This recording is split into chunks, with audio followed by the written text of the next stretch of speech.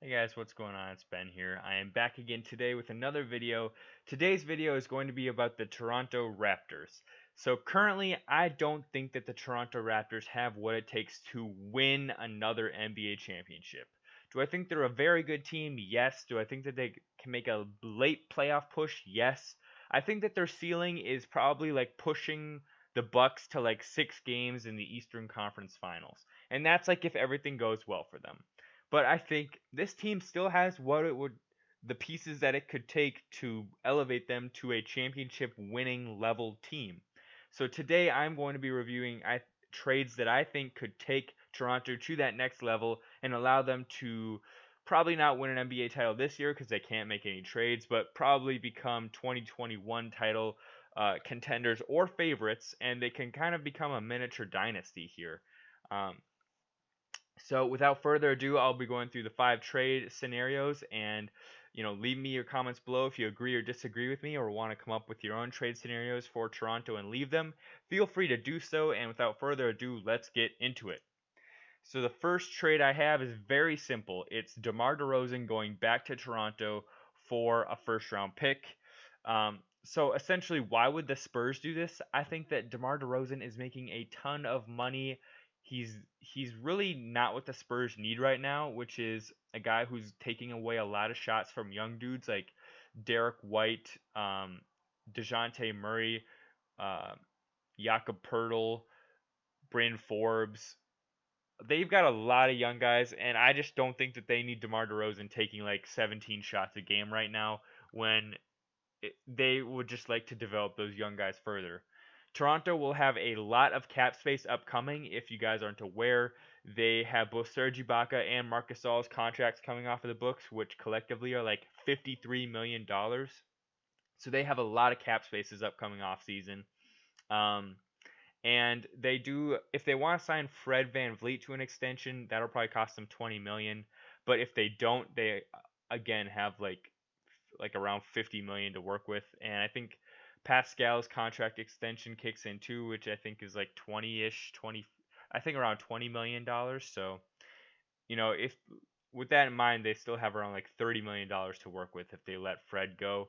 But I think bringing back DeMar works really well for them. They can slot him in as a starting small forward, which I think is a somewhat of a weak point right now for the Raptors in that um, they have OG, but I'm really waiting for him to just expand his game and pop a bit more than he has already. So I think bringing back in DeMar, you can sport a starting lineup of something like Lowry, Norman Powell, DeRozan, Pascal Siakam, and considering that Serge and Gasol might both leave, then you might have to start like Chris Boucher or somebody like that at center. But either way, I think DeMar gives them that kind of alpha scorer that they also seem to kind of be lacking right now, I would say, and just kind of rounds out their scoring attack to me as well. And yeah, as for the Spurs, they kind of just get a restart and they get to blow up and get rid of DeRozan's nearly $30 million that they don't really need at this point. Next, I have Bradley Beal going to Toronto for 3 first rounders and Norman Powell. I think Bradley Beal is a significant upgrade over Powell. Powell is averaging 16 this year and has shown a lot of promise, but Bradley Beal averaged like 31 this year on good efficiency. And just trading them straight up for one another would not work, and I think Washington would drive a really hard bargain. So I threw in 3 first rounders. I don't think that they'd be like extremely high picks, probably in the 20s, but I think that's enough compensation to get Bradley Beal off of the Wizards. I also think Norman Powell is younger, if I believe I'm right. I think he's 25 to Bradley Beal's 27. So you get a bit younger of a guy, you get more cap flexibility in that you're taking away 17 million that the Wizards can do with what they please. I think that they're going nowhere fast with this current core of Bradley Beal and a perpetually injured John Wall. So why not blow it up, get a lot of first rounders out of the deal, and go from there? So with that being said, they get some decent assets back, and Toronto gets a guy who can basically be their number one scoring option. And basically, they'd have the same exact core, just a way better version of Norman Powell. That's like all NBA caliber. Next, I have Toronto getting a lot of wings from Sacramento. I again have them sending out Norman Powell, Rondae Hollis Jefferson, and Stanley Johnson, and 2 first rounders for Bogdanovich and Harrison Barnes.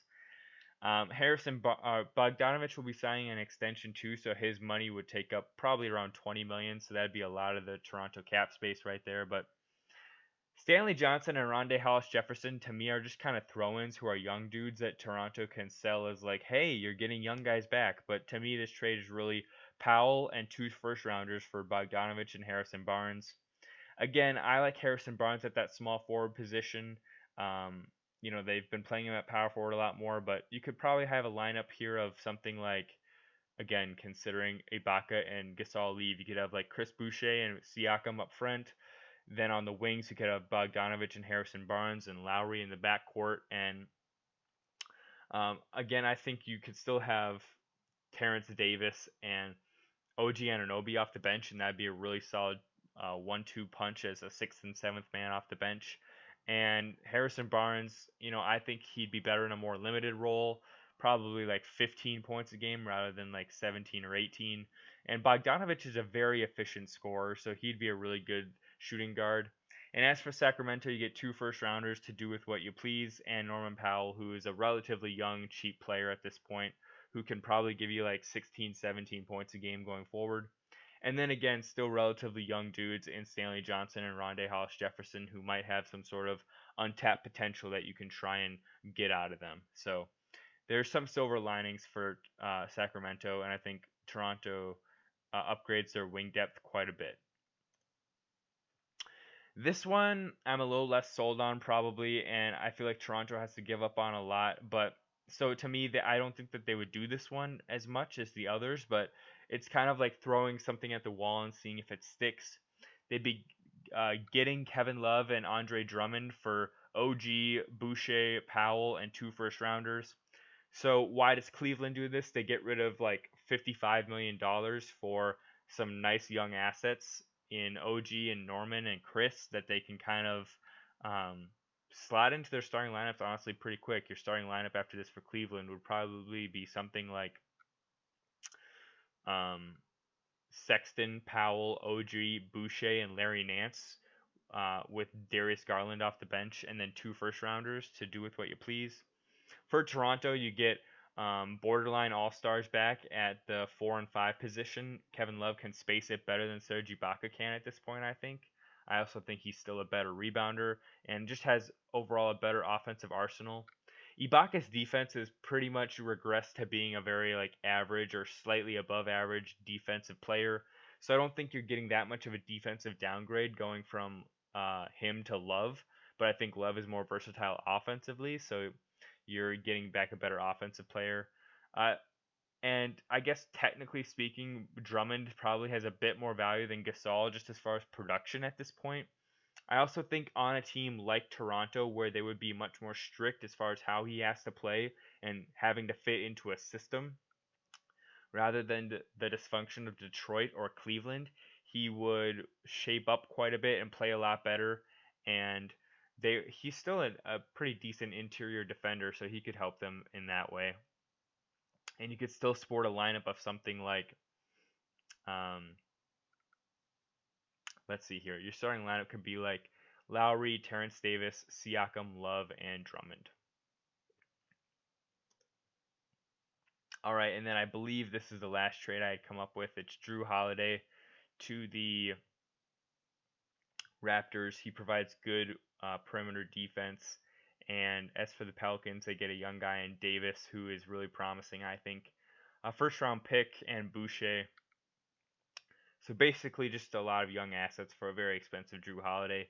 And for Toronto, you get a really good wing defender and probably third option offensively, but definitely better than Davis and Boucher. And if they're trying to contend right now, I think he's more valuable to that team. And I think the Pelicans don't really need all that money being tied up in Jrue. So I think this trade makes sense for them as well because they already have a ton of wing depth, or excuse me, shooting guard depth between Nickeil Walker-Alexander, Josh Hart, and E'Twaun Moore. So they don't need all that money being tied up in Jrue Holiday. There you go, guys. That is all the trades I had for today. Hope you enjoyed the video. I hope that you leave your comments below if you have any thoughts, and I will see you guys in the next video. So have a good day, and I'll talk to you later. Bye.